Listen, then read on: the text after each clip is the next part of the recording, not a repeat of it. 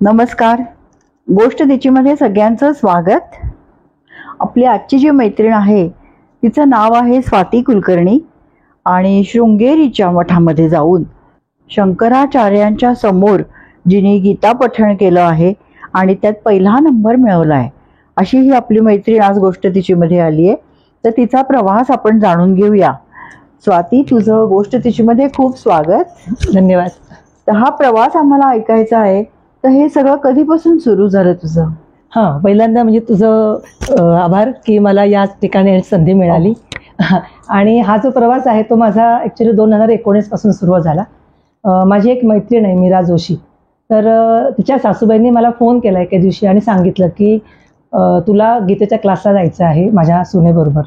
तर पहिल्यांदा माझा नकारच होता की अरे भगवद्गीता शिकायची कसं काय, पण तरी सांगितलं की तुला यायचं आहे आणि उद्यापासून तुला जायचं आहे. तर मग मी आणि माझी मैत्रीण मीरा जोशी आम्ही ते क्लासला गेलो. तर त्या आमच्या टीचरचं नाव आहे सौ अनुराधा तुळपुळे.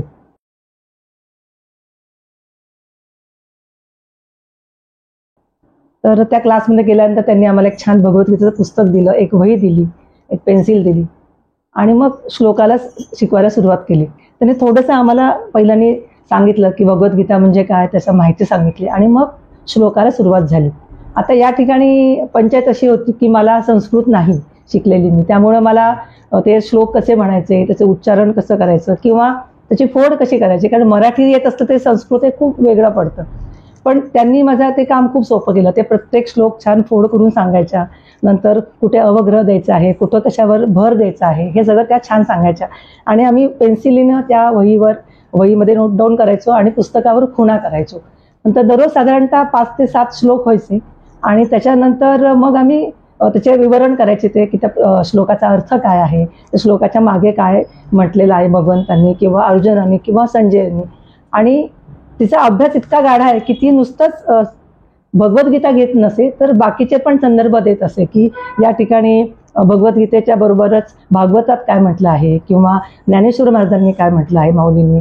तर हे सगळं सांगितल्यामुळे मला पहिल्याच दिवसापासून त्या क्लासमध्ये खूप आनंद वाटायला लागला.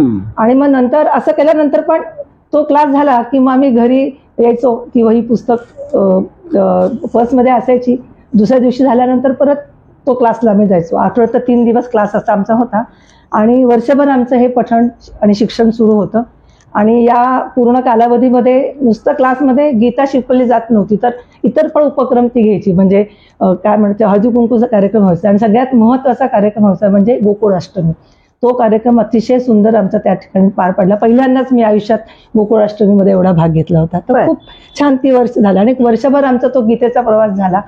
आणि मग 2020 मध्ये साधारणतः जानेवारी महिन्यामध्ये आम्ही आळंदीला गेलो आणि आळंदीला आम्ही जाऊन गीता पठण केलं. अरे वा, बर. तर तो छान झाला. पण तोपर्यंत तुमची पाठ झाली होती? नाही, पाठ नव्हती झाली. फक्त गीताचे श्लोक कसे म्हणायचे हे येत होतं आणि त्याचा ढोबळ अर्थ आम्हाला माहिती होता. बरोबर. आणि मग नंतर मला वाटतं 20 साली कोविडच आला. हो बरोबर. मग त्या कोविड पिरियड मध्ये काय केलं तुम्ही? 2020 ला कसं की साधारणतः मला वाटतं मार्च महिन्यामध्ये म्हणजे 5 वर्षापूर्वी 22 मार्चलाच तो कोविडचं लॉकडाऊन सुरू झालं. आणि मग इतरांप्रमाणे आम्हाला प्रश्न पडला की आता आपलं काय करायचं. पण तोपर्यंत आमची गीता पूर्ण शिकून झाली होती. तर मग आमच्या टीचरने सांगितलं आता आपण ऑनलाईन क्लासेस सुरू करूया. आणि मग ऑनलाईन क्लासेसमध्ये आम्ही दररोज आठवड्यातनं 3 दिवस किंवा कधी कधी दररोज आम्ही त्याचा गीतेचा नियमितपणे अभ्यास करायला लागलो, गीतेबद्दल माहिती करायला लागलो. नंतर प्रत्येक श्लोक पुन्हा कसा म्हणायचा त्याच्याबद्दल व्यवस्थित माहिती त्याने टीचरने आम्हाला द्यायला सुरुवात केली.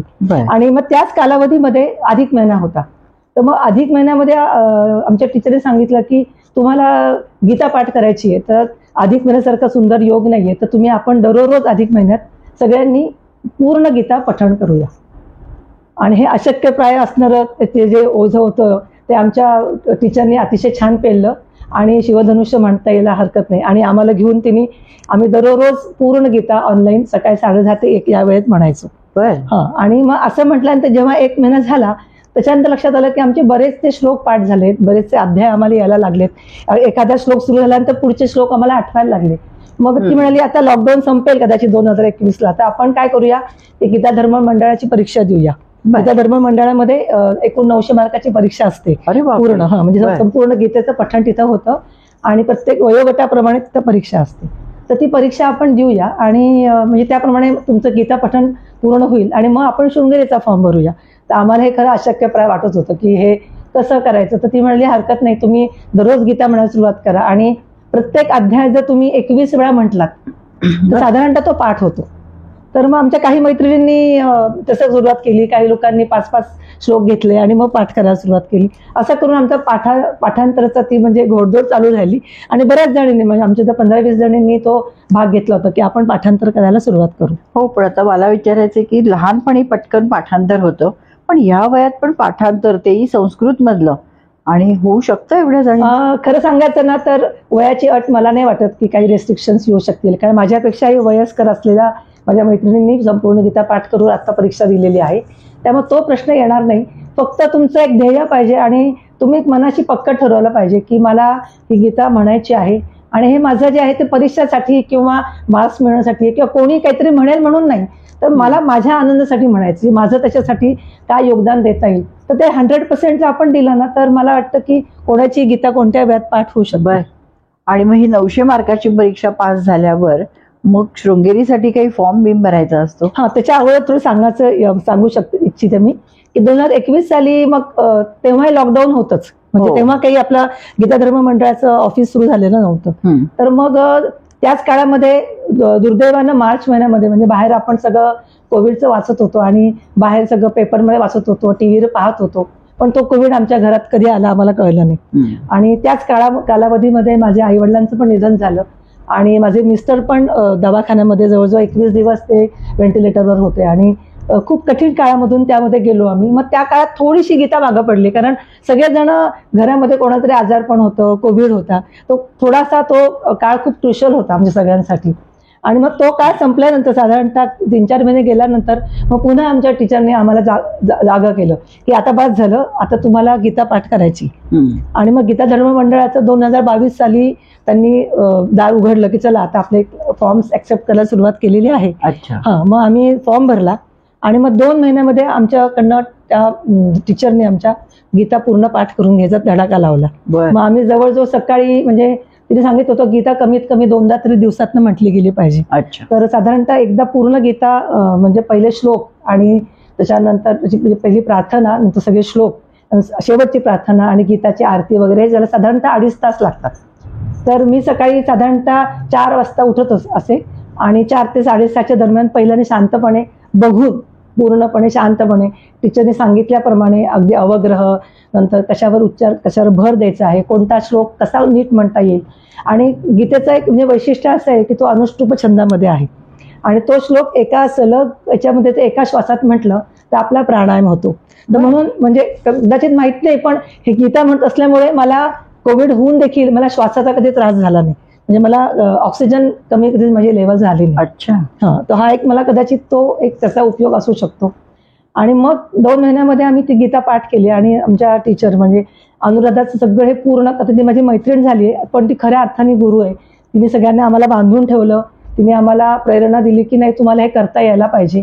आणि ती घरी दररोज आम्हाला दुपारी 2 ते 5 या वेळात बोलवायची. आणि मग तिने असं छान एक बॉक्स केला होता, त्या बॉक्समध्ये सगळ्या श्लोकांच्या चिठ्ठ्या नाव लिहून टाकल्या होत्या आणि कोणती पण एक ती चिठ्ठी उचलायची, ती हातात द्यायची आणि त्या श्लोकापासून पुढे आपल्याला 15-20 श्लोक आम्हाला म्हणायला लावायचे. आणि असं करून म्हणजे गंमत अशी होती ना की आमच्या त्या क्लासमध्ये ज्या माझ्या मैत्रिणींनी भाग घेतला नव्हता त्या पण मैत्रिणी येऊन बसायच्या आणि त्या आम्हाला प्रोत्साहन द्यायच्या की अरे तुम्हाला येईल, मग कधी खायला आणून ठेवायच्या, कुठे सरबत द्यायच्या की आम्हाला ते म्हणजे प्रोत्साहन द्यायचं. बरोबर. आणि मग एप्रिल महिन्यामध्ये त्याची तारीख झाली आणि एप्रिल महिन्यामध्ये नेमकं माझा जो तारीख आली ती 20 एप्रिल आली आणि 20 एप्रिललाच माझ्या वडिलांचं 1 वर्ष न होणार होतं. तर मला ते खूप त्या दिवशी टेन्शन आलं की मी कसं ते परीक्षा देईल. पण असं वाटलं की कदाचित तो अण्णांचा आशीर्वाद असेल की ते म्हणत असतील की तू करू शकशील तर तू कर. आणि मग सकाळी 7:30 वाजता माझी बॅच होती, कारण प्रत्येकाच्या वयोगटाप्रमाणे त्यांनी बॅच ठेवली होती. तर माझ्या वयोगटाप्रमाणे मला त्या दिवशी सकाळी 7:30 वाजता गीता धर्म मंडळामध्ये बोलवलं होतं आणि मग त्या ठिकाणी आम्ही गेलो. तर एकूण 900 मार्काची परीक्षा असते आणि त्याच्यामध्ये एकूण 4 ते 5 गोष्टी महत्त्वाच्या प्रामुख्याने बघितल्या जातात. त्यामध्ये पहिलं तुमचं पाठांतर, दुसरं तुमचा आत्मविश्वास, तिसरं तुमच्या म्हणण्यातली गेयता, म्हणजे तुम्ही कशा पद्धतीनं तो श्लोक म्हणता आहात, चौथ्यांदा त्याचं स्पष्ट उच्चारण, म्हणजे दीर्घ तुम्ही घेता आहात की नाही, नंतर ऱ्हस्व घेता की नाही, किंवा एखाद्या गोष्टीवर एखाद्या स्वरांवर तुमचा आघात द्यायचा असेल तर तो आघात कसा घ्यायचा, हे असं त्यांच्याकडे सगळ्याची लिस्ट मार्कांची त्यांच्याकडे लिहिलेली असते. ओके. आणि माझ्याबरोबर अजून 2 जणी होत्या ज्या मला ओळखत नव्हत्या, आणि आम्हाला तिघांना त्यांनी बसवलं आणि मग पहिल्यापासून सुरुवात केली. आणि त्यांनी एकाला सुरुवात केल्यानंतर ते मध्येच हात करायचे, थांबा म्हणायचे, आणि दुसरीकडे म्हणजे बोलायचं काहीच नाही, नुसतं इशारा करायचे, आणि मग त्यांनी दुसरीकडे हात केला की त्यांनी त्या व्यक्तीनं त्या श्लोकापासून सुरुवात करायची. असं करून आमचं संपूर्ण 2.5 तासात 3 तासामध्ये आमची संपूर्ण गीतेचं परीक्षा म्हणजे पूर्ण झाली आमची. आणि मग ती झाल्यानंतर मग आम्ही खुशीनं मग मी लगेच त्या टीचरकडे गेले, आणि मग टीचरसाठी तिथं वाट बघत होते. मग त्यांनी सांगितलं की कशी गेली परीक्षा. तर मला 1-2 ठिकाणी मला अडलंच होतं, कारण असं काही पूर्ण आलं नव्हतं. 1-2 ठिकाणी माझं अडलं, पण मला खूप छान वाटलं की मी त्या दिवशी तिथं जाऊन संपूर्ण गीता अस्खलित म्हणू शकले. कुठेही माझं तसं म्हणजे फ्लॉलेसच होतं असं म्हणायला हरकत नाही, पण माझ्यापेक्षा खूप शिकलेले लोक तिथे असणारच ऑफकोर्स. बरोबर. तर मग तिथं गेल्यानंतर मग टीचर म्हणते ठीक आहे, तुम्ही आता विसरून जा सगळं, आता मला तुम्हाला पार्टी द्यायची आहे. आणि मग दुसऱ्या दिवशी त्यांनी आम्हाला छान एक पार्टी दिली, छान आम्हाला एक गिफ्ट दिली की तुम्ही छान केलं म्हणून. हे पण एक चांगलं प्रोत्साहन आहे. आणि मग घरी आल्यानंतर त्यांनी सांगितलं की तुम्हाला आता शृंगेरीचा फॉर्म भरायचा आहे. मग आम्ही एकूण 12 जणांनी फॉर्म भरला तो. अच्छा. त्यांच्या क्लासमधले? आमच्याच क्लासमध्ये 12 जणी होतो. तर 12 जणांनी फॉर्म भरला. आणि काय झालं होतं, दुर्दैवानं ते 2 वर्ष सगळे कोविडमध्ये गेल्यामुळे ना, त्या शृंगेरीला कसं आहे, शृंगेरीला फक्त आठवड्यात 1च दिवस परीक्षा होते, फक्त रविवारीच परीक्षा होती ती. अच्छा. आणि तर ते सगळे बाकीचे फॉर्म पेंडिंग होते. आणि मग आमचा फॉर्म आम्ही एप्रिल 2022 मध्ये आम्ही तो पाठवला. आणि ती म्हटली आता जेव्हा तुमचा नंबर लागेल तेव्हा तुमचा नंबर लागेल. आणि मग आम्ही वाट बघत बसलो कधी येणार. मग तेव्हा त्या काळामध्ये मग मी माझ्या लेखीकडे US जाऊन आले. पण तोपर्यंत दररोज गीता पठण चालू होतं. आणि मुख्य म्हणजे टीचरचा आमचा गुण असा आहे की ती दररोज आमचा पाठपुरावा करायची की तुम्ही दररोज गीता म्हणताय ना. अच्छा. म्हणजे क्लास अल्टरनेट डे किंवा 2-3 दिवस असला तरी रोज त्यांचा हे होता? हो, दररोज आम्ही म्हणजे ग्रुपवर टाकायचो की आज आमचं इतकं गीता पठण झालं किंवा आज मी श्लोक म्हटले. आणि याच्यामध्ये आणखीन एक महत्वाची गोष्ट म्हणजे कसं होतं की श्लोक म्हणता येणं ही एक वेगळी गोष्ट आहे, पण तो श्लोक परफेक्टली उच्चार करता येणं, त्याला जे दृढीकरण असतं ना, ते दृढीकरण आमच्या टीचरनी खूप छान करून घेतलं. तो श्लोक अशा पद्धतीनंच म्हटला गेला पाहिजे. कारण गीता धर्म मंडळामध्ये याच्यावर फार भर असतो की तुम्ही किती स्पष्ट उच्चार करतात, तुम्ही किती व्यवस्थित तो शब्द घेता आहात, त्याला खूप महत्व आहे. हो. आणि असं पण म्हणतात की तो उच्चार जरा बदलला तरी त्याचा अर्थ बदलतो. खरं, अगदी खरं, अगदी खरं. बरं. पण मग तुम्ही शृंगेरीला कधी वर्षभराने तुला आलं का बोल? मग आमचं काय झालं की 1 वर्ष तसं गेलं. आणि आम्ही सगळेजण म्हणजे दररोज पठण करत होतो, बाकीचा नियमित आमचा अभ्यास चालू होता. आणि हे करत असताना मे 2023 आम्हाला फोन आला, शृंगेरीमधून फोन येतो. तर फोन आला की तुमच्या सगळ्यांचे फॉर्म ऍक्सेप्ट केलेले आहेत. आणि जुलै महिन्यामध्ये 2 तारखा त्यांनी दिल्या होत्या, एक 9 जुलै आणि एक 16 जुलै. 9 जुलैला 6 मैत्रिणी आणि 16 जुलैला मी म्हणजे माझ्या 5-6 मैत्रिणी, असं आमचं तो अच्छा ठरलं होतं त्यावेळेस. आणि मग तुम्ही तुमचं जायचं? हो, आम्ही आमचं जायचं. पण आता एका ग्रुपमध्ये कसं, एका ग्रुप बरोबर माझ्या टीचर गेल्या होत्या. म्हणजे माझ्या ज्या अनुराधा आहेत ती गेली होती 9 जुलैच्या. तर आमच्या 2 जणी काही त्यांच्या वैयक्तिक कारणामुळे त्या येऊ शकल्या नाही. तर 5 मैत्रिणी आणि माझ्या टीचर असं 9 जुलैला शृंगेरीला गेल्या. आणि मग शृंगेरीला गेल्यानंतर त्यांची परीक्षा झाली, पण त्यांनी त्या परीक्षेचा रिझल्ट आम्हाला काय सांगितला नाही.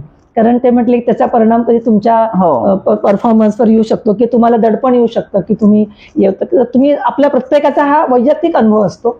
आणि मग त्या मैत्रिणी आमच्या आल्या. आणि मग 16 जुलैला परीक्षा होती. आम्ही साधारणतः 14 जुलैला पुण्याहून निघालो. 14 जुलैला आम्ही इथून पुण्यावरनं उडपीला गेलो बसनी. आणि मग उडपीवरनं टॅक्सी करून आम्ही शृंगेरीला गेलो. आणि ते वातावरण खूपच म्हणजे मी सांगायला मला आनंद वाटेल की अतिशय सुंदर होतं. एकतर श्रावण महिना होता आणि सगळं पावसाचं वातावरण, त्यामुळं सगळीकडे खूप प्रसन्न वातावरण. आणि त्या ठिकाणी गेल्यानंतर मग पहिल्यांदा आम्ही त्यांच्या कार्यालयामध्ये गेलो.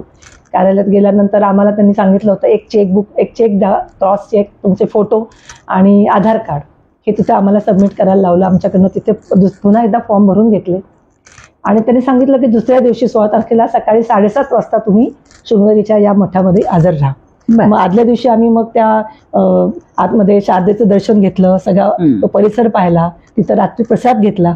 आणि मग शांतपणे येऊन आम्ही पठण करायला आमच्या रूममध्ये येऊन सुरुवात केली, कारण तिथं ते सोय करतात, आपली राहायची सोय करतात. अच्छा, हा. म्हणजे ते सोय आपली राहायची करतात व्यवस्थित, जेवणाची सोय पण करतात, पण आम्ही तिथं एका हॉटेलमध्ये खाल्लं व्यवस्थित. बरोबर, पण म्हणजे मठातच त्यांची सोय असते. मठामध्ये त्यांनी मोठे म्हणजे हे बांधलेले आहेत, फ्लॅट्स बांधलेले आहेत, तर त्या ठिकाणी आपली सोय करतात राहण्याची. आणि मग एका वेळेस किती जण असतात हे असे? तर एका वेळेस एक बॅच 6 लोकांची असते. बर. हा, आणि एका वेळेस ती म्हणजे साधारणतः 3-4 तरी परीक्षा होत असतील. म्हणजे आमची जी बॅच होती ती 8 ते 11 अशी होती. तर आम्ही 7:30ला 7:30 वाजता तिथं पोहोचलो.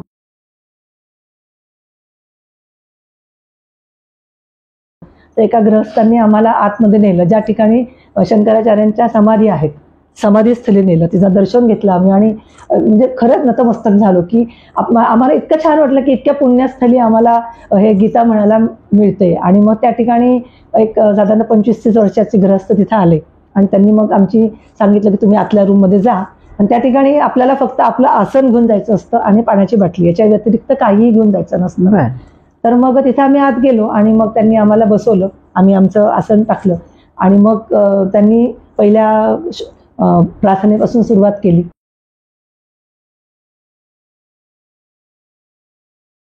आणि माझ्या मैत्रिणीपासून सुरुवात केली आणि मग ते जसे जसे हात करायचे, दाखवायचे इशारा, त्याप्रमाणे आम्ही थांबा म्हटलं की थांबायचं. आणि त्यामुळे आमचं पूर्ण लक्ष फक्त त्यांच्याकडेच असायला पाहिजे. खूप म्हणजे कुठेही इतरत्र इव्हन शेजारी मैत्रिणीकडे चुकली तरी आपण आपली काही प्रतिक्रिया द्यायची नाही किंवा काही बोलायचं नाही की चुकलं वगैरे, आपण शांत स्थिर असलं पाहिजे. हा एक त्यातला महत्वाचा नियम होता.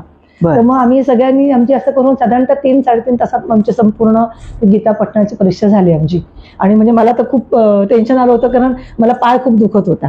पण मला खाली पण माझ्या टीचरने सांगितलं होतं की तुम्हाला खाली बसण्याशिवाय काही ऑप्शन नाहीये, तुम्हाला खाली आसन घेऊन बसावं लागेल. तर सुदैवाने छान झालं ते. आणि मग त्यांनी सांगितलं की तुम्ही आता तुमच्या रूमवर जा आणि तुम्हाला आम्ही दुपारी तुमचे रिझल्ट सांगतो, तुम्हाला काय तुमचं असेल. कारण त्या ठिकाणी परीक्षेचं असं आणखीन एक म्हणजे वैशिष्ट्य आहे की जर तुमची 5 जणांची किंवा जे परीक्षा देतात त्यांची संपूर्ण गीता व्यवस्थित झाली असेल, सगळ्यांना पहिलंच पारितोषिक मिळतं. असं नाही करत ते की मग यांना दुसरं तिसरं असं नाही करत. त्या बॅचमध्ये जर सगळेच जण परफेक्ट असतील तर प्रत्येकाला पहिलं पारितोषिक मिळू शकतं. अरे वा. किंवा मग दुसरं तिसरं असं पण आहे, उत्तेजनार्थ पण आहे. तर मग आम्ही रूममध्ये आलो आणि मग सगळेजण आम्ही अगदी स्तब्ध होतो, खरं सांगायचं तर, की आम्ही काहीच बोलत नव्हतो की आता काय होईल. कारण खरं सांगायचं ना तर एक परीक्षा दिली ती काही आम्ही मार्क्ससाठी किंवा म्हणजे बक्षीस मिळावं किंवा कोणी ऍप्रिशिएट करावं म्हणून नव्हती दिली. तर आम्हाला आमचंच म्हणजे थोडासा शोध घ्यायचा होता की आम्हाला ते येईल का करता, किंवा आमच्या गुरूंनी आम्हाला जे शिकवले तर त्या ठिकाणी आम्हाला त्या इतक्या पवित्र, कारण अशा ठिकाणी जाऊन गीता म्हणायला चान्स परत कधी मिळणार आपल्याला. आणि मग दुपारी त्यांनी 4 वाजता सांगितलं की तुम्हाला सगळ्यांना हॉलवर बोलवलंय शंकराचार्यांच्या, तिथे आतमध्ये एक मोठा हॉल आहे. तरी तोपर्यंत आम्हाला किती मार्क्स किंवा काय सांगितलं नव्हतं, आम्हाला फक्त बोलवलं एवढाच निरोप आला. आणि आम्ही छान आवरून साडी नेसून वगैरे, तिथे एक छान असतं की तिथं सगळं आवरून छान साडी नेसून गजरे घालून खूप छान तिचं सगळेजण प्रेझेंटेबल त्याच्यामध्ये येतात. मग आम्ही आत गेलो आणि मग आत गेल्यानंतर तिथं शंकराचार्यांना लांबून बघितल्यानंतर म्हणजे लिटरली खूप धन्य वाटल्यासारखं वाटलं की अरे आपण किती म्हणजे एवढा मोठा प्रवास करून आलो आणि साक्षात शंकराचार्यांचं दर्शन होतंय. ते काहीतरी सगळ्यांना उपदेश करत होते त्यांच्या भाषेमध्ये, ते आम्हाला भाषा काही एवढी कळली नाही. आणि मग त्याच्यानंतर आम्ही तिथं स्तब्ध उभं राहिलो आणि मग त्यांनी आमचं नाव सांगितलं. आणि मग सांगितल्यानंतर जेव्हा सांगितलं की प्रथम पारितोषिक, तेव्हा फक्त आम्ही म्हणजे फक्त डोळ्यातनं पाणी आलं, बाकी काही झालं नाही. समोरचं सगळं जे आहे ते सगळं धुसर दिसायला लागलं की आपण ज्यासाठी इथं आलो आणि ते आपलं एक म्हणजे काय म्हणतात ध्येय पूर्ण झालं.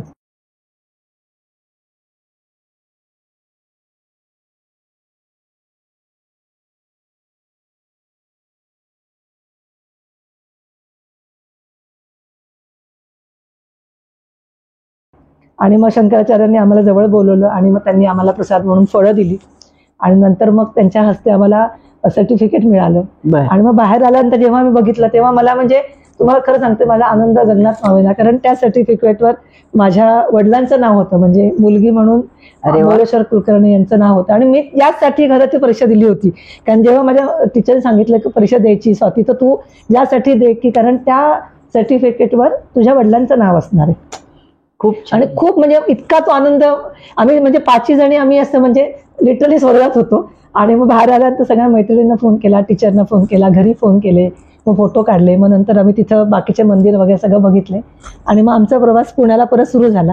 आणि मग पुण्याला आल्यानंतर मग त्याच दिवशी, ज्या दिवशी पुण्याला आलो त्याच दिवशी आमच्या अनुराधानी घरी जेवण आयोजित केलं होतं. आम्हाला छान जेवण केलं, आमच्या सगळ्यांची ओटी भरली, आमचं मनसोक्त कौतुक केलं. म्हणजे या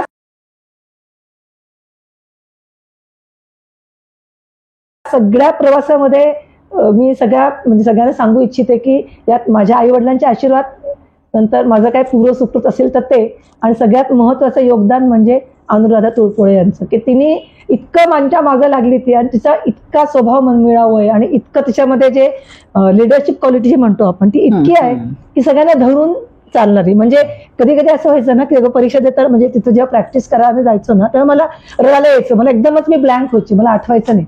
तर ती म्हणजे हरकत नाही, तू आता जरा शांत बस, आठवेल तुला.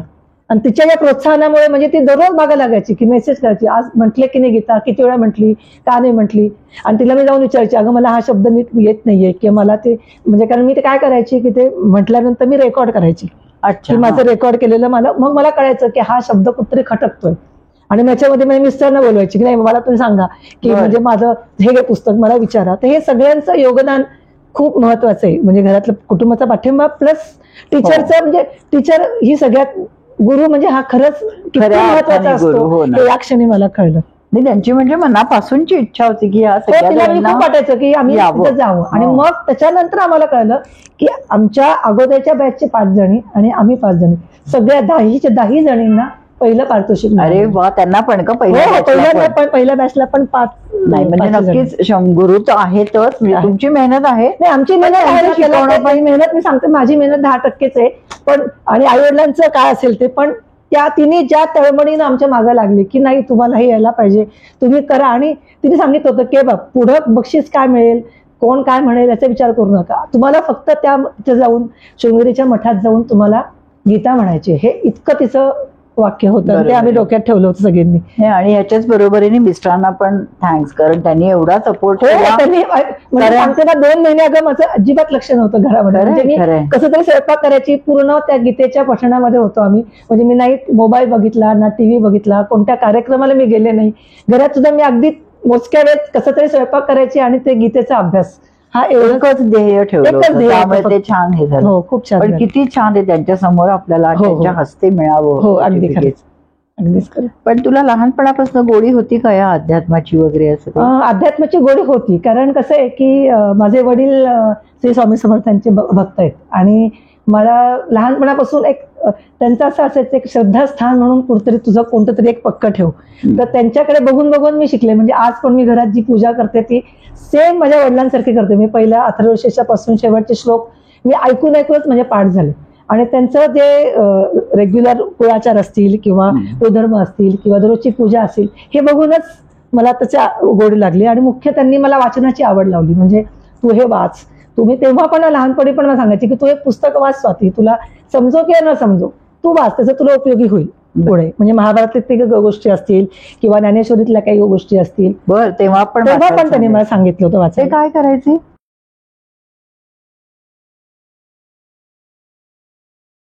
ते अण्णा माझे वडील स्टॅटिस्टिक्स डिपार्टमेंट मध्ये होते, सांख्यिकीमध्ये स्टॅटिस्टिक्स ऑफिसर होते. आणि आई पण माझी नोकरी करायची ऍग्रिकल्चर मध्ये. अरे बरं.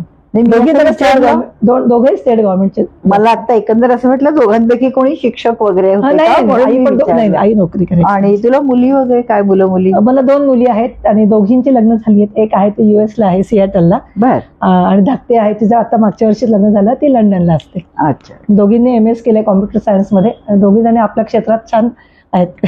छान. म्हणजे आता सगळं तुझं इकडचं हे झालेलं आहे, सगळं छान झालं. पण मग तुझं शिक्षण काय झालंय? मी नगरला, म्हणजे मी आता माझे आई वडील म्हणजे वडील माझे मूळचे नाशिकचे, पण ते स्थायिक झाले अहमदनगरला. आणि अहमदनगरला मग मी नगर कॉलेजमध्ये BCom केलं. आणि मग BCom केलं मी पहिल्यांदा. आणि मग BCom केल्यानंतर मला पुढचं शिक्षण करायचं होतं खरं. आणि मला MBA करायची खूप ओढ होती. तर म्हणून मी MBA ची एंट्रन्स परीक्षा दिली. तेव्हा एंट्रन्स परीक्षा असायची, तर त्यात मी पास पण झाले. आणि मला खूप आवडलं, असं छान वाटलं की चला आता आपण पुण्याला जाऊन MBA करायचं. पण काही फायनान्शियल आणि काही गोष्टीमुळे नाही येता आलं. तर मग माझे वडील म्हणाले तू आपलं साधा आपला MCom कर बाबा, फॉर्म भर. म्हटलं ठीक आहे. मग मी MCOMचा फॉर्म भरला. पण मी नाराज होते की मला कुठतरी म्हणजे मॅनेजमेंटचं शिकायचं होतं. आणि असं म्हणतात ना की कधी कधी एक दरवाजा बंद झाला तर परमेश्वर दुसरा दरवाजा उघडतो. खरंय तर तसंच मी नाराज होते आणि असं फॉर्म भरत होते. तर तेवढ्यात अण्णांचे एक मित्र होते मुचियान काका म्हणून, तर ते आले आणि त्यांनी मला ते आर्किटेक्ट होते नगरला आणि आमच्या घराची जाईच राहायचे. तर ते आले आणि ते म्हणे, काय ताई तू काय नाराज झाली एवढी? तर मी म्हटलं अहो मला अण्णा पाठवत नाहीयेत MBA करायला. तर म्हणे मग ठीक आहे ना म्हणे, मग तू DBM कर. आता त्यावेळेस ना असं काही इंटरनेट किंवा या गोष्टी अवेलेबल नव्हत्या आणि आपल्याला असं ढोबळमानाने काही छोट्याशा गोष्टी माहिती होत्या. म्हणजे BCom झालं की MCom करायचं किंवा CA करायचं किंवा MBA. इतर पण शाखा काही असतील किंवा इतरही काही गोष्टी असतील करायच्या हे माहितीच नाही. तर मग ते म्हणाले DBM तुला करता येईल आणि नगर कॉलेजमध्येच आपल्या घराजवळ CSRD आहे, तर त्या ठिकाणी DBMचा कोर्स आहे. तो संध्याकाळी 6 ते 8 आहे. तर मी म्हटलं की बरं तू माहिती काढून आण म्हणे. तर माहिती काढून आणल्यानंतर कळलं की तो कोर्स फक्त नोकरी करणाऱ्यांनाच करता येतो. अरे हो. तर मग त्यांना म्हटलं की मला तर जॉब नाही आणि त्याची फी पण होती बऱ्यापैकी. तर ती म्हणजे मला तो वडिलांना बोजा टाकायला थोडासा नको वाटला, कारण तेव्हा आम्ही नुकतंच घर घेतलं होतं, आमचा बंगला बांधला होता. तर मग ते म्हणाले त्याची काळजी करू नको, मी तुला जॉब पण देतो. अरे. आणि मग त्यांनी मला नगरला धूत बिल्डर्स म्हणून होते, तर त्या ठिकाणी मला त्यांनी जॉब दिला. तर सकाळी 9:30 ते 1:30 आणि 2 ते 6 असा माझा जॉब होता. म्हणजे पूर्ण दिवस, अर्धा तास मला सुट्टी आणि 6:15 ते 8:30 पर्यंत माझं कॉलेज. बर. असं मी मग ते, आणि मला खूप छान वाटलं की अण्णांना बोजा येणार नाहीये म्हणून. आणि मग ते मी diploma in business management fee भरून हे झालं. माझी फी भरून, म्हणजे अण्णाने मदत करता आली, माझं नोकरी पण करता आली आणि मला जे मॅनेजमेंटचं शिक्षण हवं होतं तेही मला करता आलं. मग शिक्षणानंतर काय लग्न कुठे झालं काय? शिक्षणानंतर मला ना पुढचं मॅनेजमेंट करायचं होतं, म्हणजे मास्टरी मिळवायची होती, मास्टर इन मॅनेजमेंट सायन्स. आणि तो फॉर्म भरायचा होता, पण त्याच्याच अगोदर माझं लग्न ठरलं आणि माझे मिस्टर नाशिकचे. अच्छा. तर मग नाशिकला, तर मग मी त्यांना 2-4 अटी टाकल्या होत्या तेव्हा पण. तर त्यातली एक अट होती की मला पुढे शिकायचंय, तर मला तुम्ही प्लीज शिकू द्या. तर ते म्हटले की तू शिक, म्हणजे काही प्रॉब्लेम नाहीये मला. आणि मग माझं लग्न झाल्यानंतर नाशिकला मी BYK कॉलेजमध्ये ऍडमिशन घेतली MMS साठी. पण त्याच्या अगोदरचं म्हणजे मजा अशी की मला ते पण मला मिस्टरना बोज टाकायचा नव्हता, कारण मला पहिल्यापासून असं आईला बघून सवय होती की आई जी स्वतंत्र नोकरी करते की स्वतःच्या पायावर उभी आहे, तर मला असं वाटायचं की आपण पण जे करू ते स्वतःच्या हिमतीवर करावं. बरोबर. असं झालं त्यावेळेस. तेव्हा पण नोकरी करून. मग त्यावेळेस काय झालं की माझे वडील सुदैवाने वडिलांचं पोस्टिंग नाशिकला झालेलं होतं. तर नाशिकला ज्या ठिकाणी वडिलांचं ऑफिस होतं तर त्या समोरच NAB म्हणजे national association for the blind यांचं ऑफिस होतं. आणि वडिलांना ते ऑफिस खूप आवडलं आणि अण्णांनी जाऊन चौकशी केली की ते ऑफिस काय आहे, कारण तोपर्यंत मलाही त्याची कल्पना काहीच नव्हती. तर त्या ठिकाणी अंधांसाठी ते कार्य करतं ते ऑफिस, आणि त्याचं जे हेड ऑफिस आहे ते मुंबईला आहे आणि महाराष्ट्राचं हेड ऑफिस नाशिकला होतं आणि अजूनही आहे ते. तर त्या ठिकाणी मग तिथं सोली लथ नावाचे गृहस्थ होते, तर ते मेन ऑफिसचे होते. तर त्यांना माझे वडील जाऊन भेटले आणि त्यांनी सांगितलं की माझी मुलीला जॉब आहे का. म्हणजे मी तर खरं सांगू का, टायपिस्ट म्हणजे टायपिंगचं काम करायला सुद्धा तयार होते, कारण मला फक्त स्वतःच्या पायावर उभं राहायचं होतं. मग हळूहळू आपली प्रगती होत असते. तर ते म्हणजे अहो तुमची मुलगी DBM झालेली, तर मग तिला टायपिंगचं वगैरे काम नको, आपण तिला ऍडमिनिस्ट्रेटिव्ह काहीतरी देऊया काम. आणि मग ज्यावेळेस माझं जूनमध्ये सुरू झालं कॉलेज, त्याच वेळेस माझं ऑफिस पण सुरू झालं. त्यांनी मला तिथे ऍडमिनिस्ट्रेशनला NAB घेतलं. आता NABचं मला थोडं सांगायला आवडेल, कारण ही जी संस्था आहे ना, ही अंध लोकांसाठी काम करते. तोपर्यंत मला या संस्थेची काहीच माहिती नव्हती. जेव्हा मी तिथं गेले त्यावेळेस मला कळलं की अंधत्व म्हणजे नेमकं काय, किंवा अंधांसाठी ही संस्था नेमकी काय कामं करते. तर त्या ठिकाणी एक 3-4 पातळीवर काम होतं. एक पहिल्या पातळीवर म्हणजे अंधांसाठी जे ब्रेल लिपीची पुस्तकं असतात त्याचं निर्माण होणं, अंधांपर्यंत पोहोचवणं. नंतर ब्लाइंड लोकांसाठी, अंध लोकांसाठी जे कॅटरॅक्टचे ऑपरेशन्स होतात त्यासाठी वेगवेगळे कॅम्प्स घेणं, डॉक्टर्स लोकांना बोलवून त्यांची सगळी तपासणी करणं. नंतर 3रं पातळीवर काम होतं समुपदेशन, कारण कधी कधी काय होतं की ज्यांना लहानपणापासून अंधत्व आहे, जन्मापासून, त्यांचा थोडासा त्रास त्यांना माहिती असतं, कारण त्यांनी कधी प्रकाश पाहिलेला नाही. पण ज्या लोकांनी प्रकाश पाहिलेला आहे, त्यांचं अपघाताने किंवा आजारपणामुळे जर अंधत्व आलं तर त्यांना डिप्रेशन खूप आलेलं असतं. तर त्यांचं समुपदेशन आमच्या ऑफिसमध्ये केलं जायचं. 4थं म्हणजे त्या लोकांना स्वतःच्या पायावर उभं राहण्याकरता काहीतरी त्यांचं काम त्यांना दिलं गेलं पाहिजे. तर जे पूर्णपणे ब्लाइंड आहे त्यांच्यासाठी काही गोष्टी आमच्या कार्यालयामध्ये व्हायच्या, पण ज्यांची पार्शली ब्लाइंड आहे त्यांच्यासाठी एक कार्यशाळा आमची होती. त्या ठिकाणी ते काही लोक जे, कारण बहुतेक ठिकाणी कसं ज्या ठिकाणी पैसा आहे त्या ठिकाणी त्या लोकांना बऱ्याच फॅसिलिटीज मिळतात, पण ज्या ठिकाणी थोडं कमी घरामध्ये पैशाच्या अडचणी आहेत त्यांना स्वतःच्या पायावर उभं राहण्याकरता म्हणून काही गोष्टी संस्था पुरवायची. म्हणजे त्या लोकांना लाकडाचे काही वस्तू बनवणं किंवा बांबूची काही बनवणं. नंतर इव्हन सरकारच्या काही अशा योजना आहेत तर त्या योजना नेमक्या काय आहेत ते बघून त्यांच्यापर्यंत पोहोचवणं. नंतर नॉर्मल त्यांच्या दररोजच्या जीवनामध्ये त्यांना चालता हालचाल करताना त्यांना योग्य त्यांना मार्गदर्शन करणं. म्हणजे घरामध्ये तुम्ही वागताना किंवा म्हणजे आमच्या ब्लाइंडमध्ये मुली स्वयंपाक करतात उत्तम. अरे बापरे, पूर्ण ब्लाइंड असलेल्या मुली. हो. हा म्हणजे किंवा रस्ता क्रॉस करणं किंवा बसेसमध्ये जाणं. नंतर घड्याळ आता पुरत जातात. नंतर टेलिफोन बूथ तेव्हा होते. तर असं तेव्हा पण एवढी मुलं होती म्हणजे तिथे? हो, त्या ठिकाणी बरेच म्हणजे पूर्ण तिथे ऍक्च्युली मुलींसाठी पण शाळा आहे. म्हणजे शाळा आहे आणि हॉस्टेल पण आहे. बरं नाशिकला. आणि बरेच म्हणजे बाहेरचे लोक पण तिथे यायचे आणि आमच्याकडनं फॉर्म भरून घ्यायचे. त्यांच्यापर्यंत आम्ही त्या गोष्टी पुरवायचो. नंतर ही जी संस्था होती ती ऑटोनॉमस आहे. म्हणजे सरकारचा त्याला खूप कमी पैसा मिळतो. म्हणजे तिथे पगार पण कमी होते आम्हाला आणि आम्हाला काम करायला जनतेकडनंच लोकांकडनंच पैसा मिळवा लागायचा. तर त्यावेळेस फ्लॅग डे होता. म्हणजे जे फ्लॅग्स असतात ते फ्लॅग्स विकून मुलं पैसे गोळा करायचे. शाळेमध्ये आम्ही जायचो तिथं फ्लॅग्स आम्ही तिथं द्यायचो आणि मुलांकडनं मुलं 5-5 रुपये 10-10 रुपये प्रत्येकाकडनं गोळा करून ती अमाऊंट आमच्या म्हणजे इथं जमा व्हायची आणि त्यातून आम्ही वेगवेगळे कार्य करायचो. आणि डोनेशन देणारे पण खूप चांगले होते आणि आमच्या त्या म्हणजे मंडळावर खूप चांगले नामांकित लोक होते की जे आमचे भरपूर योगदान द्यायचे. म्हणजे काही वकील होते, काही डॉक्टर्स होते. अच्छा. किती वर्ष होती तिथे? 5 वर्ष होती. अच्छा. मग नाशिकमध्ये किती वर्ष होतात? मी 5 वर्ष नाशिकमध्ये होतो. आणि मग माझ्या मिस्टरांना त्यांचा जॉब चेंज झाला. नेल्कोमध्ये होते ते. मग त्यांना ते नेल्को तिथं बंद पडल्यामुळे त्यांना जॉब स्विच करावा लागला आणि मग आम्ही पुण्याला शिफ्ट झालो. मग जेव्हा मी पुण्याला गेले त्याच्यानंतर 4-5 वर्षांनी मी नाशिकला गेले. नाशिकला गेल्यानंतर एकदा एक गृहस्थ रस्ता क्रॉस करत होते. तर मग माझ्या डोक्यात आलं की त्यांना आपण रस्ता क्रॉस करून द्यावा आणि म्हणून मी पटकन पुढे झाले. मी काहीही बोलले नाही. त्यांना फक्त हात धरला आणि त्या आजोबांना रस्ता क्रॉस करण्यासाठी पुढं पाऊल टाकलं. तर त्यांनी माझ्या हाताच्या स्पर्शावरनं मला त्यांनी ओळखलं की स्वातीताई का? हो. आणि मला तो इतका शॉक बसला. म्हणजे माझ्याबरोबर माझे मिस्टर आणि धाकटी माझी मुलगी होती. तिने बघितल्यानंतर ती म्हणे आई तुला कसं काय ओळखलं त्यांनी? तर ते म्हणे की नाही मी ताईंचा स्पर्श ओळखतो म्हणे. तर मला इतकं छान वाटलं की देव जेव्हा एखादी गोष्ट काढतो एखाद्या माणसाकडनं तर ते काहीतरी एक्स्ट्रा देतो. त्यांना ते स्पर्शाचं भान म्हणजे मी ते शाळेत म्हणजे मी ऑफिसमध्ये पण ते अनुभवलं होतं की म्हणजे तेव्हा मी माझं नुकतंच लग्न झालेलं होतं ना तर माझ्या बांगड्या वगैरे असायच्या. तर बांगड्यांच्या आवाजावरनं त्या ओळखायच्या की स्वातीताई आल्यात म्हणून त्या मुली सगळ्या. आणि त्या म्हणजे बरोबर आणि मग त्या विचारायच्या की ताई आज तुम्ही कोणती साडी नेसलीये? म्हणजे त्या फील करायच्या की तुम्ही साडी कोणी नेसलीये की तुम्ही आज टिकली लावली आहे का? तुम्ही बांगड्या घातल्यात का? तर म्हणजे हे तो अनुभव मला इतका छान देऊन गेला की म्हणजे खरं सांगायचं तर त्या अंध लोकांनीच मला नवीन दृष्टी दिली.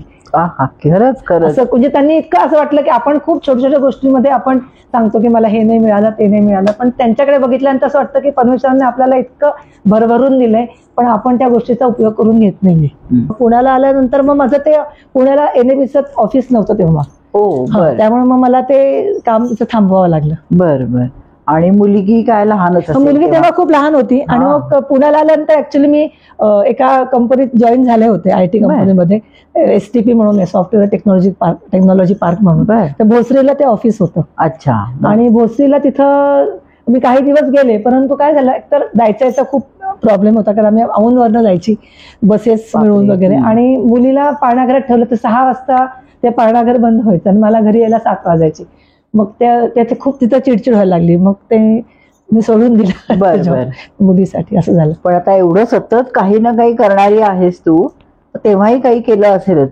हो. मी तेव्हा म्हणजे कसं की मग मुलगी लहान होती तर म्हटलं मग आता मुलीला घेऊन काहीतरी करावं. तर मी थोडंसं म्हणजे मला गाण्याची आवड होती. तर माझ्या वडिलांच्या घरी ऍक्च्युअली सगळेच गाणारे. म्हणजे माझ्या आजोबांचं संगीत विद्यालय नाशिकला होतं. अरे माझ्या वडिलांना गाण्याची आवड. नंतर माझी आत्या छान गायची. अजून एक आत्या आहे. नंतर माझे काका एक आहेत ते पण सुंदर गातात. सगळ्यांना एक काका होते तर ते सगळे उत्तम सगळे वाद्य वाजवायची. आमच्या घरात संगीतचं होतं सगळं. तू पण शिकली होती? हा. तर मी शिकली. मग मी पहिल्यांदा काही 2 वर्ष पहिल्या परीक्षा दिल्या होत्या आणि पुण्याला आल्यानंतर थांबून गेलं माझं शिक्षण. मग नंतर मग मी पुण्यात आल्यानंतर परत माझं शिक्षण सुरू केलं आणि मग मुलीला पण त्याच्यात टाकलं की मुलीला म्हटलं तू पण शिक. मग त्या मुलीला पण क्लास लावला आणि त्याच बरोबर म्हटलं आता पुन्हा काहीतरी आपण करावं म्हणून मग मुलीच्याच मैत्रिणींना मी शिकवायला सुरुवात केली आणि मी ट्युशन्स घ्यायला सुरुवात केली घरी. अरे वा, मुली सगळे विषय घ्यायची मी, म्हणजे मॅथ्स, सायन्स, हिस्ट्री, जिओग्राफी सगळं घ्यायची.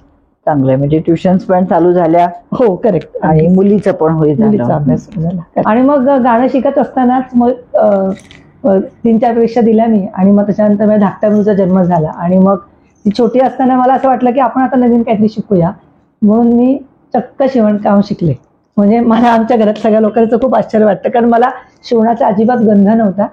आणि मी क्लास लावला छानपैकी, सिंगरचं छान मस्त नवीन मशीन घेतलं आणि मी धडाधड शिवत गेले. म्हणजे मुलींचे सगळे फ्रॉक, नंतर पंजाबी ड्रेस, नंतर त्यांना परकर पोलकं आणि माझे स्वतःचे ब्लाऊज हे मला छान शिवता येतात. आणि मी तो एक शिवणकामचा छंद माझा छान जोपासला त्यावेळेस. म्हणजे मला खूप तो आनंद देऊन गेला त्या काळामध्ये. आणि मग असं करत करतच म्हणजे मी 2016ला मी संगीत विशारद झाले.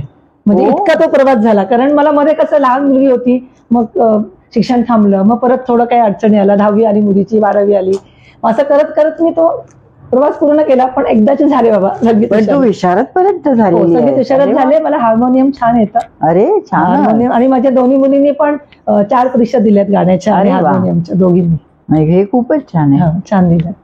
मला सांग, तुझं हे आता गीता पठण शृंगेरी मधलं किंवा तू जो आता अभ्यास सुरू केला, तर ह्याचा तुला काही काय बदल वाटतो जीवनात तुझ्या, किंवा काय फायदा झाला असं काही वाटतं का? खरं कसं आहे की जेव्हा गीता शिकायला लागले त्यावेळेस त्याचा फायदा तोट्याचा काही विचार केला नव्हता मी. पण जशी जशी गीता शिकायला लागले आणि गीतेचा अर्थ शोधायला लागले, त्यावेळेस एक नवीन गोष्ट समोर आली की काही नंतर मग कोविड झाला, त्याच्यातनं बऱ्याच घटना घडल्या. आणि मग लक्षात आलं की काही ज्या गोष्टी असतात त्या आपल्या प्रारब्धाच्या असतात, म्हणजे आपल्या हातात नाही आहेत त्या, की मी पूर्वसंचित घेऊन जे काय आले असेल त्याप्रमाणे मला ते भोगणं भाग आहे किंवा माझ्या आयुष्यात त्या घटना घडणार आहे. परंतु याच्या पुढचं आयुष्य चांगलं करणं हे माझ्या हातात आहे. आणि तर ते कसं करायचं, तर त्यात गीता ही कर्म सांगते की तुमचं कर्म कसं तुम्ही करता आहात. आणि त्याच्यावर मला खूप छान वाटलं की आपण जे काम करतो आहोत तर ते काम आपण योग्य रीतीने करतो आहोत का, आपल्यामुळे कोणाचं अहित होत नाही का, कोणाला आपण दुखवत नाही का. ते थोडी सजगता माझ्यामध्ये आली. थोडीशी बहिर्मुख होते ते अंतर्मुख झाले की आपल्याला खरंच काय करायचं आहे, किंवा आपल्याला या आयुष्यामध्ये खरंच काय हवं आहे. एक समाधान आपल्या आयुष्यामध्ये मला मिळालं. नंतर दुसरी गोष्ट समतोलता आली, म्हणजे एखाद्या गोष्टीकडे बघण्याचा दृष्टिकोन बदलला.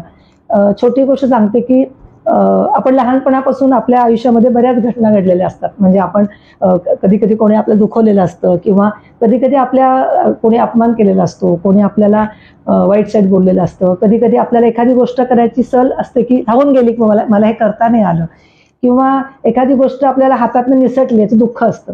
आणि असं सगळ्या गोष्टींचं प्रेशर आपल्या मनामध्ये आपण साठवत जातो आणि आपण घडत जातो. आणि मग त्याच्याप्रमाणे आपण आपल्या वागण्यामध्ये बदल होतो. म्हणजे कधी कोणी म्हणतं असं की तुम्ही खूप बदलल्या, तर आपल्या या सगळ्या वागणुकीचा बदल किंवा परिणामांचा बदल आपल्यामध्ये होतो. पण हे केल्यानंतर मग मला हे कळलं की आता काही गोष्टी सोडून द्यायला हव्यात. म्हणजे लॉकडाऊनच्या भाषेत जर म्हटलं ना की जसं लॉकडाऊन होताना सगळं एकदम लॉकडाऊन झालं नाही, हळूहळू लॉकडाऊन होत गेलं, तसं आपल्या आयुष्यामध्ये अशा आपण सगळ्या मनामध्ये हळूहळू त्यात इतक्या साठवतो की त्याचं इतकं म्हणजे कचरा होतो आपल्या मनामध्ये. तर तो कचरा काढून टाकायचं काम गीतेनं केलं. म्हणजे मी म्हणेल की अनलॉक केलं मला त्यांनी गीतेनं, की मला तू आता थोडीशी यातनं फ्री हो, थोडं सोडून दे, थोडंसं काही गोष्टी कोणी काही दुखवलं गेलं असेल त्यांना क्षमा कर, किंवा ज्यांना तू दुखावलं असशील कळत न कळत त्यांना मनापासून तू क्षमा माग. तर ही जी भावना आहे ना ही मला गीतेनं दिली. म्हणजे परिपक्वता असं म्हणणार नाही, कारण अजून मी पूर्ण शिकलेली नाहीये गीता. पण आमच्या क्लासमध्ये टीचरने आम्हाला सांगितलं होतं की तुम्ही गीता वाचताना एखादा श्लोक तरी असा करा की जो तुम्हाला तुमच्या जीवनामध्ये अंगीकारता येईल. अच्छा. म्हणजे आमच्या क्लासमध्ये आमच्या टीचरने एक खूप छान उपक्रम सांगायचा राहून गेला की उपक्रम राबवते ती की दर गोकुळ अष्टमीला ती आम्हाला एक प्रसादाचा श्लोक देते. तर तो श्लोक तुम्ही ती चिठ्ठी काढते नाव घेऊन, आणि तो श्लोक तुम्ही वर्षभर त्या श्लोकाचं मनन चिंतन आणि विचार करायचा आहे की तो श्लोक मला का आला, आणि तो श्लोक आपल्या आयुष्यामध्ये तुम्हाला कसा वापरता येईल दररोजच्या आयुष्यात ते तुम्ही करा. तिने छान तिचं खूप वेगळं आहे. आणि त्यामुळे ती म्हणजे कोणताही श्लोक म्हणजे श्लोका म्हणजे गीतेमध्ये नुसतं तुमचं वागणं किंवा कर्म असं नाहीये, पूर्ण तुमच्या जीवनाचा अभ्यास गीतेमध्ये आहे. की तुमच्या गीतेमध्ये तुम्हाला म्हणजे इव्हन तुमचं खाणं कसं असावं, तुमचं बोलणं कसं असावं, तुमचं काम कसं असावं, कर्म काय आहे, ज्ञान मार्ग काय आहे, त्याचा सगळा उहापोह करताना आपण स्वतः खूप बदलून जातो. छान वाटतं. आपल्याच नकळत आपल्याला असे विचार यायला आपल्यात लागतात. नकळत विचार येतात आणि एखाद्या वागताना आपण सजग होतो की अरे हे आपण वागतो ते बरोबर आहे की नाही, म्हणजे जाणीवपूर्वक वागणं होतं एखाद्या बरोबर छान. वागताना. नाही, खूप छान आहे, शिकण्यासारखी आणि घेण्यासारखी नक्कीच गोष्ट हे आहे. आहे, खरंच आहे, छान आहे, छान आहे. तुझं अजून काही वाचन चालू असतं? हो, आमच्या क्लासमध्येच ती आमची उपक्रम घेते, म्हणजे रामायण वाचून घेते, भागवत वाचून घेते, बरं. नंतर आम्हाला वेगवेगळे श्लोक शिकवते. तिने मला तिने हे शिकवलं, काय म्हणतात, रुद्र शिकवलं आणि लघुरुद्र म्हणजे तिने उच्चारण शिकवलं की मग मी अरे वा. माझ्या म्हणजे खूप मोठ्या प्रमाणात नाही पण हळूवारपणे मी ते रुद्र माझं करू शकते की वेगवेगळे बरं. श्लोक शिकवते ती. अच्छा. ती असं सगळं वाचन माझं दररोज चालू असतं. म्हणजे भागवत चालू आहे, नंतर आता रामचरितमानस वाचणार आहोत आम्ही, नंतर योग वशिष्ठ वाचणार आहोत. असे वेगवेगळे वाचन आमच्या क्लासमध्ये चालू असतात आणि बाकीचं तर वाचन माझं असतंच खूप दररोज. आणि ह्याच्या सगळ्याच्या व्यतिरिक्त तुझे काही छंद आहेत का अजून? छंद म्हणजे माझा वाचनाचा छंद तर आहेच आहे, माझं वाचन हो. खूप आहे. म्हणजे शिवणकाम आता मी सध्या बंद केले आणि माझ्या मैत्रिणींना मी गाणं शिकवते. आणि आता आजकाल नवीन छंद म्हणजे मला असं वाटतं की सगळ्यांनी गीता शिकावी, म्हणून मैत्रिणींना मी फोन करून सांगते की अरे तुम्ही क्लास लावा, तुम्ही कमीत कमी एखादा श्लोक शिका किंवा एखादं काहीतरी वाचन करा की ज्यामुळे तुम्हाला तुमच्या आयुष्यामध्ये काहीतरी वेगळा बदल घडेल. बरोबर आहे. नाही, तू एवढं शिकलीस की तुला असं वाटतं आता एक कारण गीता नुसतं शिकणं किंवा नुसतं त्याचं वाचन करणं एवढं मर्यादित न ठेवता त्याचा प्रचार प्रसार केला पाहिजे असं मला वाटतं की आपल्याबरोबर आणखीन 4 लोकांनी तो वाचावा. कारण आणि त्याच्यामुळे काय झालं, माझे 2-3 मैत्रिणी आहेत, तर त्या मैत्रिणींनी आता गीता शिकायला सुरुवात केली आणि मग त्या मला फोन करतात की अगं स्वाती तू सांगितलंस ना, आम्हाला खूप छान वाटलं. एका मैत्रिणीने तर संपूर्ण गीता लिहून काढली. म्हणजे मला ती म्हणजे अगं स्वाती मला, आणि मला त्याचा इतका आनंद वाटायला लागला. आणि मग मी आता तिने लिहिल्यानंतर मग ती एकेका श्लोकाचा अभ्यास करायला लागली. म्हणजे हा एक बदल खूप छान गोडी निर्माण झाली आणि घरामध्ये पण झाली. म्हणजे मी आता माझ्या मुलीला पण शिकवते ऑनलाईन. माझ्या मोठ्या आणि माझ्या नातवाला पण मला शिकवायची इच्छा आहे की त्याला. नाही, खरं जेवढं लहानपणी तुम्ही हे ऐकाल आणि आत्मसात होईल तेवढा फायदा. आणि आणखीन एक छान छंद आहे माझा, म्हणजे मी थोडं लिखाण करते वेगवेगळ्या परिस्थितीवर आणि थोडंसं कविता करते. म्हणजे ती कविता माझ्यासाठीच असतात पण काही सामाजिक भान ठेवलेलं असतात. कधी कधी निसर्गामध्ये काही घडलेल्या घटना असतात किंवा कधी कधी आपल्या मनाला काही झालेले परिणाम, त्याचे कविता मी. बरं, आम्हाला एखाद दुसरी कविता ऐकवू? हो, नक्की ऐकवेल, नक्की. कधी नव्हे ते विठ्ठलाने आपल्या शेजारी पाहिले, कधी नव्हे ते विठ्ठलाने आपल्या शेजारी पाहिले, रखुमाई तेथे नाही पाहून धाबे त्याचे दणाणले. कमरेवरचा हात काढून पहिल्यांदाच गाभाऱ्या बाहेर आला. रखुमाईच्या आठवणीनं अतिशय कासावीस झाला. दूरवरच्या झाडापाशी रखुमाई बसली होती. मनातल्या मनात विठ्ठलाचाच धावा करीत होती. आला शोधत तिला, म्हणाला, अशी कशी ग गेली? माझी तुला का ग आठवण पण नाही आली? आता रुक्मिणीने काय उत्तर दिले पहा बर का. युगाने युगे तुमच्या शेजारी, पण तुम्ही नाही कधी पाहिलं. तुमच्या लेखी माझं अस्तित्व मुळी शून्य झालं. भक्तांच्या अडचणी सोडवताना तुम्ही झालात रम्माण. मी शेजारी असल्याचं तुम्हाला कुठे होतं भान? आता मात्र मला तुमच्यासोबत नाही राहायचं. आता मात्र मला तुमच्यासोबत नाही राहायचं. माझं विश्व मला माझंच निर्माण करायचं. आता विठ्ठल बघा काय म्हणतोय, रखुमाई मलाही नको ग हे देवपण आणि हा जय जयकार. तुझ्या विना माझ्या आयुष्याला कोण बरं देणार आकार? तुझ्या विना माझ्या आयुष्याला काय बरा अर्थ आहे? विश्वाचा हा सारा पसारा तुझ्या विना व्यर्थ आहे. नजरेस नजर मिळविता आसू गालावरी ओघळले. नजरेस नजर मिळविता आसू गालावरी ओघळले. क्षणात नाहीसे होता द्वैत, अद्वैतच केवळ उरले. रुक्मिणीच्या संगे आज विठुरायाही मुक्त झाला. खऱ्या अर्थाने आज आदिशक्तीचा विजय झाला. खऱ्या अर्थाने आज आदिशक्तीचा विजय झाला. गोष्ट तिच्यामध्ये ही कविता सादर झाली, इतकं छान वाटतंय की आदिशक्तीचा विजय झाला. म्हणजे माझी गोष्ट तिची आपली जी आहे त्याच्यासाठी ही कविता एकदम समर्पक आहे. खूप छान कविता आहे. थँक्यू. आता आमच्या प्रेक्षकांना आणि आम्हाला काही थोडंसं सांगशील का, या तुझ्या सगळ्या प्रवासातनं तुला काय सांगावंसं वाटतंय? माझ्या सगळ्या मित्रमैत्रिणींना आणि बघणाऱ्या लोकांना सांगावंसं वाटते की भगवद्गीता शिका. कारण काय आहे की खूप असे मनात म्हणजे लोकांचे मिसकन्सेप्ट आहेत की घरात महाभारत वाचू नये किंवा भगवद्गीता म्हणू नये. असं नाहीये. हा आपला खूप प्राचीन ग्रंथ आहे आणि भगवद्गीतेतला प्रत्येक शब्द जो आहे तो भगवंतांनी सांगितलेला आहे. आणि सर्वसामान्य जसं म्हणजे अर्जुन एवढा ज्ञानी होता तरी त्याच्या मनात द्वंद्व निर्माण झालं. आणि आपण इतके सर्वसामान्य माणसं आहोत की आपल्याला दररोजच्या जीवनामध्ये प्रत्येक वेळी आपल्याला असं वाटतं हे करायचं की नाही करायचं, हे द्वंद्व निर्माण होतं. तर ते द्वंद्वचं उत्तर हे आपल्याला त्या गीतेमध्ये मिळतं. आणि गीता ही आपल्याला उन्नती करण्यासारखं करून देते. आणि भगवद्गीता जी आहे ही नुसती आपल्या भारतात नाही आहे, संपूर्ण जगभरात वाचली जाते. त्याच्यावर भरपूर लोक टीका करतात, त्याच्यावर विचार प्रकट करतात आणि प्रत्येकाला ही गीता नवीन भासते. ही कालातीत आहे, म्हणजे मागच्या काळात पण होती, आजच्या काळाला ती लागू आहे आणि पुढेही राहणार आहे.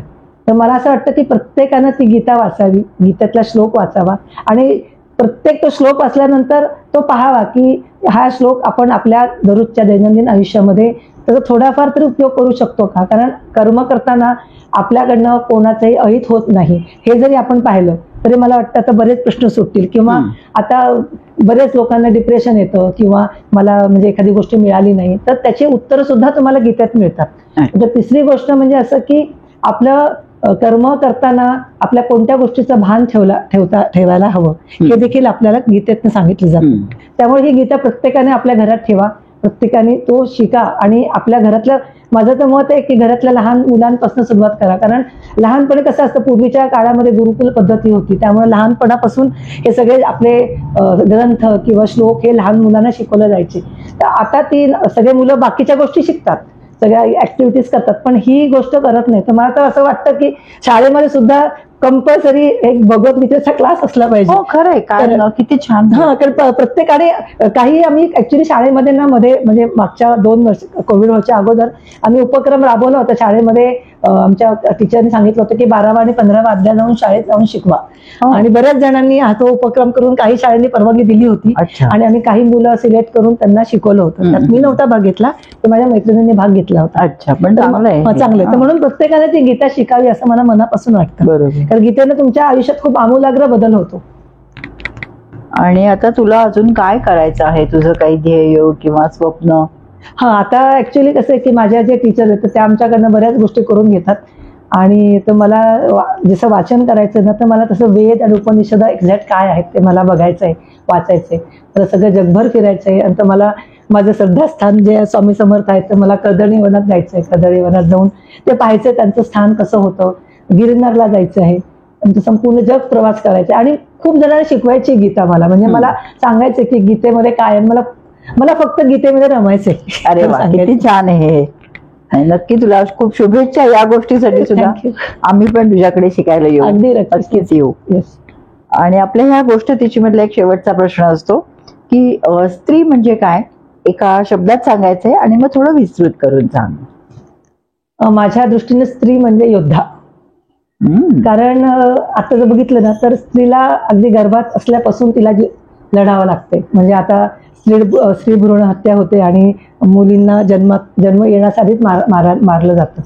तर ते टाळण्याकरता म्हणून ती तिथूनच लढा देते. आपली जन्मापासून जन्माला आल्यानंतर तिचं शिक्षणासाठी तिला लढा द्यावा लागतो. नंतर लग्न झाल्यानंतर सासरी गेल्यानंतर तिचं आपलं अस्तित्व टिकवण्याकरता ती लढा देते. तिथं लहान मुलांना वाढवताना, मुलांना त्यांचं एक चांगला माणूस बनवताना ती एक स्वतःची लढत असते, प्लस आपल्या समाजाशी लढते. आपल्या घरातला वेळ आला तर आपल्या घरातल्या माणसांशी सुद्धा लढते. तर तो एक महत्वाची गोष्ट आहे. आणि हे सगळं करत असताना ती स्वतःचं अस्तित्व विसरत नाही. माझं अंगण माझं आकाश, माझं अंगण माझं आकाश, मुठभर चांदण्या आणि त्याचा प्रकाश, त्यात लखलखणारं माझं घर, छोट्याशा इच्छा आणि सुख अपार. प्रत्येकानं आपलं असं छोटंसं विश्व जपावं, सुखाच्या शोधासाठी आपल्याच माणसात रमावं. स्वार्थी जगाचा मनात विचारही नसावा, पण स्त्रीची एक इच्छा असते, घरात माझा स्वतःचा असा एक कोपरा असावा. घरात माझा स्वतःचा असा एक कोपरा असावा.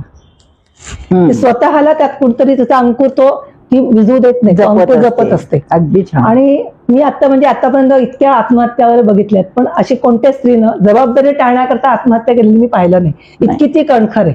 तर तिचा जो हा योद्ध्याचा स्वभाव आहे ना तो मला जास्त भावतो. म्हणून मला असं वाटतं की स्त्री एक योद्धा आहे की ती सतत लढतीये आणि आपल्या स्वतःच्या साठी पण, आपल्या मुलांसाठी पण आणि सगळ्या समाजासाठी पण. हो नाही, हे अगदी खरं. तू तर आत्महत्येचं म्हटल्यावर आठवलं, जेव्हा आपण शेतकऱ्यांनी आत्महत्या केली वाचतो खरं तेव्हा तो आत्महत्या करतो, पण ती उरलेला संसार, मुलं हे सगळं सांभाळत इव्हन जेव्हा विशेष मूल जन्माला येतं म्हणजे काही अपंग वगैरे, तर त्यावेळेस घरातले सगळे लोक आपला म्हणजे हात झटकून टाकतात, कारण ते मूल फक्त आईचं असतं आणि ती आई मात्र त्या मुलाला स्वतःच्या पायावर उभं राहण्याकरता धडपडते आणि पूर्ण प्रयत्न करते की ते मूल व्यवस्थित राहील. म्हणजे सगळ्या जीव तिचा त्या मुलामध्ये गुंतलेला असतो.